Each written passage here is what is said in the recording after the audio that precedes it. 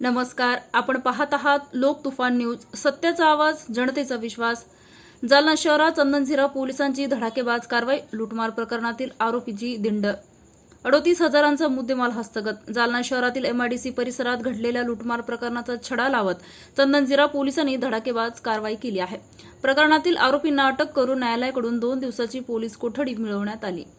या कालावधीत केलेल्या कसून चौकशीत आरोपींकडून गुन्ह्यात लुटलेले 38,000 रुपये रोख रक्कम जप्त करण्यात चंदनझिरा पोलिसांना यश आले।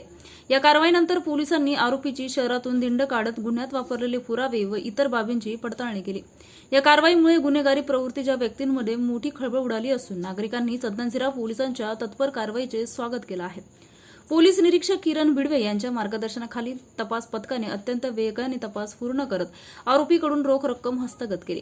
लूटमार प्रकरणातील आणखी काही बाबींचा तपास सुरू असून इतर आरोपी किंवा मुद्देमाल बाबतही चौकशी सुरू असल्याची माहिती पोलिसांनी दिली आहे। चंदनझिरा पोलिसांच्या या धडाकेबाज कारवाईमुळे एमआयडीसी परिसरातील नागरिकांमध्ये सुरक्षितेची भावना निर्माण झाली असून गुन्हेगारांवर कठोर कारवाईचा इशाराही या कारवाईतून देण्यात आला आहे। लोक तुफान न्यूज, अशफाक पटेल।